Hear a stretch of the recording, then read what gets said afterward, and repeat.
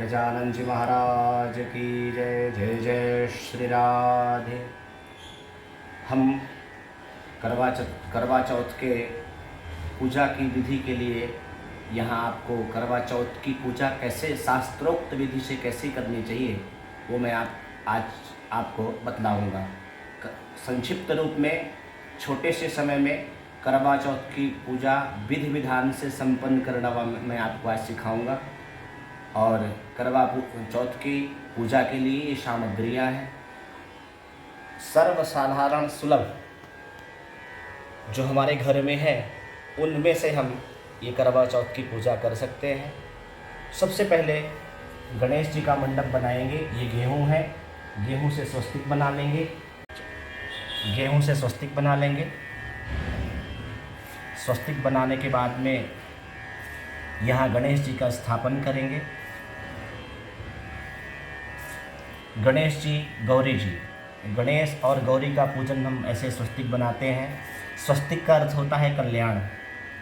जो स्वस्तिक बनाता है उसके जीवन में कल्याण की प्राप्ति होती है, इसलिए हम स्वस्तिक बनाएंगे।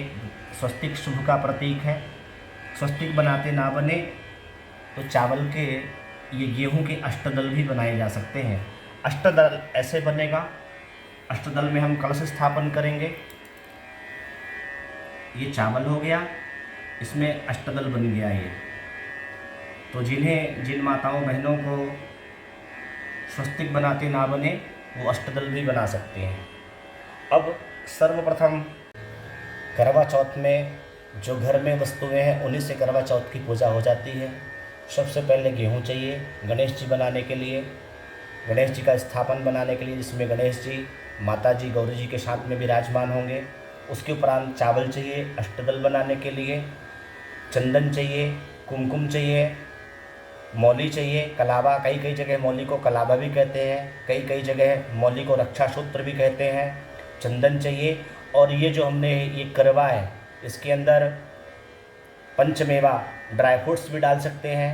कई जगह ड्राई फ्रूट्स डालते हैं, कई जगह इसके अंदर गेहूं धान्य डालते हैं। ऊपर चूँकि चंद्रमा का पूजन है तो चंद्रमा के लिए श्वेत वस्तु अत्यंत आवश्यक है, इसलिए इसमें चीनी डाली हुई है। अब हम विशेष समझेंगे। अब चौथ माता के लिए सौभाग्य की वस्तुएं बहुत अत्यंत आवश्यक हैं, तो ये चौथ माता को सौभाग्य की वस्तुएं भी समर्पित की जाएंगी। इसके उपरांत पूजन का सर्वप्रथम अपने शरीर को पवित्र करेंगे। बाएं हाथ में जल लेंगे। अपवित्रः पवित्रो वा सर्वावस्थांगतोऽपि वा यः स्मरेत् पुंडरीकाक्षं च बाह्याभ्यन्तरः शुचि। पूरे शरीर को पवित्र करके 3 बार जल का आचमन करेंगे। केशवाय नमः, माधवाय नमः, नारायणाय नमः। इस मंत्र का उच्चारण करके बाद में 3 बार आचमन करने के बाद चौथी बार अपना हाथ धो लेंगे। स्वयं कुमकुम का तिलक करेंगी माताएं। सुंदर मौली बांध लेंगी। कलावा मौली को कई जगह कलावा, कई जगह रक्षा सूत्र कहते हैं, वो बांधेंगी। सुंदर गणेश जी महाराज का स्मरण करेंगी मन में। सर्वप्रथम सब भगवान को प्रणाम करेंगे। भगवान जी को प्रणाम करने के पहले, कोई भी पूजन करने के पहले दीपक प्रज्वलित करने का विधान है। अग्निकोण में पूर्व और दक्षिण का जो कोना होता है उसको अग्निकोण कहते हैं। विशेष ध्यान रखेंगे कि दीपक का स्थान अग्निकोण है। अग्निकोण में ही दीपक प्रज्वलित करेंगे। ये दीपक हमने प्रज्वलित कर दिया। ये दीपक प्रज्वलित हो रहा है। इसके उपरांत भगवान गणेश जी के 12 नामों का स्मरण करेंगे। हम कोई भी कार्य करें तो गणेश जी महाराज के 12 मंत्रों का स्मरण करें। ओम सुमुखश्चैकदन्तश्च कपिलो गजकर्णकः लंबोदरश्च विकटो विघ्ननाशो विनायका धूम्रकेतुर्गणाध्यक्षो भालचन्द्रो गजानना 12 नामानि यः पठेत् शृणुयादपि विद्यारम्भे विवाहे च प्रवेशे निर्गमे तथा संग्रामे संकटे चैव विघ्नस्तस्य न जायते। गजानन जी के 12 मंत्रों का स्मरण करने के उपरांत पूजा की जो सर्वोत्तम विधि है, जिसके बिना पूजा संभव नहीं है, संकल्प, वो हम संकल्प करेंगे। संकल्प का अर्थ होता है मन वाणी से हमने निश्चित कर लिया। तन्मे मनः शिव संकल्पमस्तु। संकल्प का अर्थ होता है इन्विटेशन। भगवान को अपने यहाँ हम क्यों बैठे हैं, किस लिए बैठे हैं, हमारे करने का हेतु क्या है, आज कौन सी तिथि है, कौन सी बार है। वैसे संकल्प का विधान बहुत बड़ा है, पर मैं अत्यंत सूक्ष्म बता रहा हूँ। जिन माताओं को करवा चौथ का व्रत करना है वो माताएं अपना नाम लेंगी, अपने गोत्र का उच्चारण करेंगी और बाद में बोलेंगी अद्य कार्तिक मासे कृष्णपक्षे चतुर्थ्यां तिथौ सायंकाल वेलायाम अद्य करवा चतुर्थी व्रत निमित्तं गणेश गौरी शिव चंद्र पूजन कलश पूजन अहम करिष्ये। जल छोड़ देंगी और उसके उपरांत में कलश भगवान को प्रणाम करेंगी। कलशस्य मुखे विष्णु कंठे रुद्रस्समाश्रिता मूले तत्र स्थितो ब्रह्मा मध्ये मात्रो गणा स्मृताः। कलश के चारों तरफ में तिलक कर देंगी। पूर्वे ऋग्वेदाय नमः, पूर्व में दक्षिण यजुर्वेदाय नमः, दक्षिण दिशा में यजुर्वेद का पूजन यजुर्वेदम पूजयामि। पश्चिम दिशा में सामवेद का पूजन सामवेदम पूजयामि। उत्तर दिशा में अथर्ववेद का पूजन अथर्ववेदम पूजयामि। कलश भगवान को प्रणाम कर लेंगी।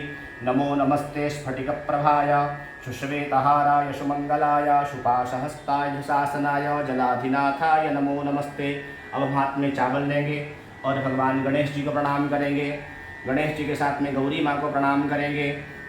वर्णानामर्थसंघानां रसानां छन्दसामपि मंगलानां च कर्तारौ वन्दे वाणी विनायकौ वक्रतुंड महाकाय सूर्यकोटिसमप्रभा निर्विघ्नं कुरु मे देवा सर्वकार्येषु सर्वदा। अब गौरी माँ को प्रणाम करेंगे। जयंती मंगला काली भद्रकाली कपालिनी दुर्गा क्षमा शिवा धात्री स्वाहा सुधा नमोस्तुते। गंगणपतये नमः गौरिये नमः। ध्यायामि चिंतयामि। गणेश गौरी का ध्यान करेंगे। स्वस्तिक की पर मूर्ति हो तो मूर्ति पे चढ़ाएंगे, नहीं तो स्वस्तिक पे ही चढ़ा देंगे। फिर 4 बार जल के स्नान करवाएंगे गणेश जी के ऊपर, गौरी मैया के ऊपर। पाद्यम हस्तम अर्घ्यम आचमनीयम सर्वांगिस्नानीयम समर्पयामि। पंचामृत हो तो पंचामृत का स्नान भी करवा सकते हैं। पयोदधिघृतं चैव मधुचा शर्करायुतं पंचामृतमयानीतं स्नानार्थं प्रतिगृह्यताम्। भगवान जी को वस्त्र चढ़ा देंगे। सर्वभूषादिके सौम्ये लोकलज्जा निवारणी मयोपवासते तुभ्यं वाससे प्रतिगृह्यताम्। वस्त्रम समर्पयामि चंदनम समर्पयामि। चंदन के छींटे देंगे, रोली के छींटे देंगे। चंदनस्तु महत्पुण्यम पवित्रम पापनाशनम आपदे हर्त्यम नित्यम लक्ष्मी तिष्ठतु सर्वदा। अक्षत चढ़ा देंगे। अक्षताश्चा सर्वश्रेष्ठा कुंकुमाक्ता सुशोभिता मया निवेदिता भक्ता गृहाण परमेश्वरा। माल्यादीनि सुगंधीनि मालत्यादीनि मे प्रभो मया हतानि पुष्पाणि पूजार्थं प्रतिगृह्यताम्। भगवान के चरणों में पुष्प अबीर गुलाल धूप दीप नैवेद्य नमस्कार कर लेंगे।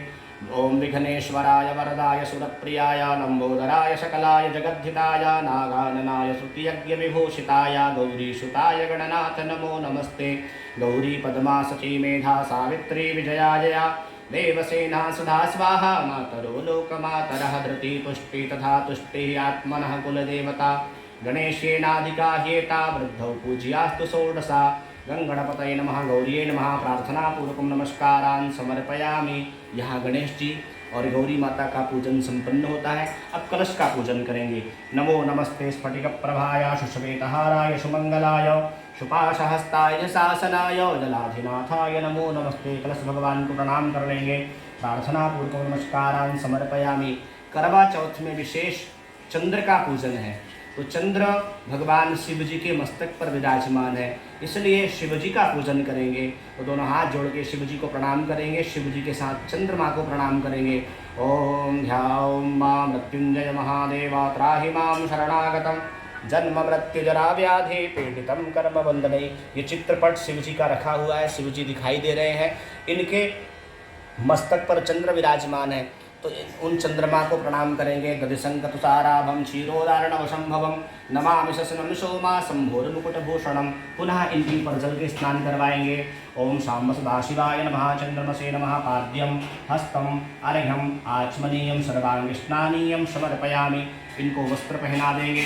सर्वभूषादिके सौम्ये लोकलज्जा निवारणी मयोपवासशीतभ्यं वाससि प्रतिगृह्यतां। प्रत्यक्ष वस्त्राणि समर्पयामि। चंदन का तिलक कर देंगे। ओम त्वां गंधर्वा खानोस्त्वामिन्द्रस्त्वां बृहस्पतिः त्वामोखधे सोमो राजा विद्वान् इक्ष्वाकुमुच्यता। चंदनस्तु महत्पुण्यं पवित्रं पापनाशनम् आपदे हर्त्यं नित्यं लक्ष्मी तिष्ठतु सर्वदा। अक्षत चढ़ा देंगे।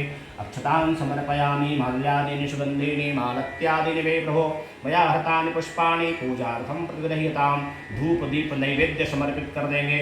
नाभ्यायासीद अंतरिक्ष, चूंकि शिव जी का पूजन है और चंद्रमा का पूजन है, तो यहाँ श्वेत वस्तु का प्रसाद भोग लगाएं तो अत्यंत ही महत्वपूर्ण है। सफ़ेद वस्तु का भोग लगना चाहिए। सफ़ेद वस्तु से भोग लगाएं तो चंद्रमा ज़्यादा प्रसन्न होते हैं। तो हमने यहाँ चीनी का भोग लगाया है। ओम प्राणाय नमः। भोजन की प्रार्थना करेंगे। प्राणाय नमः, अपानाय नमः, व्यानाय नमः, उदानाय नमः, शमानाय नमः। बीच में एक बार जल छोड़ देंगे। मध्य जलम समर्पयामि। पुनः भोजन की प्रार्थना करेंगे। प्राणाय नमः, अपानाय नमः, व्यानाय नमः, उदानाय नमः, शमानाय नमः। 3 बार जल छोड़ देंगे। हस्तम मुखम रक्षाल्य आचमनीयम समर्पयामि। मुखवासनार्थे मुखशुद्ध्यर्थे पुंगी फलताम्बूलम दास्यमानं दक्षिणाम। पूजा के अंत में दक्षिणा का विशेष महत्व है, तो भगवान की प्रसन्नता के लिए दक्षिणा भी चढ़ा देंगे। हिरण्यगर्भ दक्षिणाम समर्पयामि। दोनों हाथ जोड़ के प्रणाम कर लेंगे। मृत्युंजय महादेव त्राहि मां शरणागतं जन्म मृत्यु जराव्याधि पीडितं कर्म बंधनै। ओम चंद्रमसे नमः। प्रार्थना पूर्वक नमस्कारान् समर्पयामि। जो माताएं पूजा करेंगी वो सौभाग्य की वस्तुएं जरूर समर्पित करेंगी, और जो भी माताएं पूजा करने के लिए बैठें तो सौभाग्य की चुनरी लेकर अवश्य बैठें। और ये सौभाग्य का प्रतीक है, तो भगवान चौथ माता के चरणों में, संकटी माता के चरणों में चढ़ा देंगी। नमस्कारान् समर्पयामि। अब ये गरबा है, ये विशेष गरबा है। इस गरबा को भगवान को हम समर्पित करेंगे। इसके पश्चात कथा, एक साहूकार की कथा है। साहूकार के 7 पुत्र होते हैं, एक बहन होती है। फिर हम कथा करते हैं। कथा करने के बाद में माताओं को आरती करना चाहिए, और जब हम कथा करने के बाद चंद्रमा को अर्घ्य देना चाहिए, चंद्र भगवान को अर्घ्य देना चाहिए। अर्घ्य देने के बाद में आरती करना चाहिए। चूँकि पूजा में कोई किसी प्रकार की कमी, त्रुटियाँ, भूल चूक रह गई हो तो उसकी क्षमा याचना के लिए आरती का विधान है। तो आरती अंत में करना चाहिए, सबसे अंत में, सबसे लास्ट में करना चाहिए। गणेश जी की आरती करना चाहिए, माता जी की आरती करना चाहिए, भगवान भोलेनाथ की आरती करना चाहिए, और करवा माता की आरती करना चाहिए। ये पूजा का सारा विधान है शास्त्रोक्त विधि से। विशेष ये जो पूजा है ये सायंकाल के समय ही करना चाहिए। सारा दिन जिन बहनों का विवाह नहीं हो रहा हो वो पूजा करती हैं तो उन्हें सुयोग्य वर की प्राप्ति होती है, और जो माताएं जिनका विवाह हो चुका है उनका सौभाग्य अखंड रहता है। इसके लिए ये करवा चौथ की पूजा होती है। तो सायंकाल के समय पूजन को आरंभ करते करते चंद्र उदय हो जाता है। भगवान चंद्र को अर्घ्य देने के बाद में ही आरती करें, क्योंकि आरती करने से पूजा में कोई त्रुटियां हुई हो वो त्रुटियां भी पूरी हो जाती हैं आरती करने से। करवा माता की आरती पुस्तक में लिखी हुई होती है। गणेश जी की, माता जी की, शिव जी की आरती तो हर घरों में सुलभ है। सब प्रायः माताओं को कंठस्थ भी होती है, याद भी होती है। जिन्हें याद ना हो वो पुस्तक देख के कर सकती हैं। और करवा माता की आरती पुस्तक में, करवा चौथ की जो पुस्तक आती है, कहानी की जो पुस्तक आती है, जो व्रत की पुस्तक आती है, उसमें वो आरती लिखी हुई है, तो उस आरती को कर सकती हैं। भगवान चंद्र को जब अर्घ्य प्रदान करें तो ओम सोम सोमाय नमः इस मंत्र से चंद्र को अर्घ्य दें तो संपूर्ण फल प्राप्त होता है। जल शीतलता प्रदान करता है। जल के साथ में दुग्ध भी समर्पित कर सकते हैं। क्यों? क्योंकि भगवान चंद्र को श्वेत वस्तुएं प्रिय हैं। जय जय श्री राधे।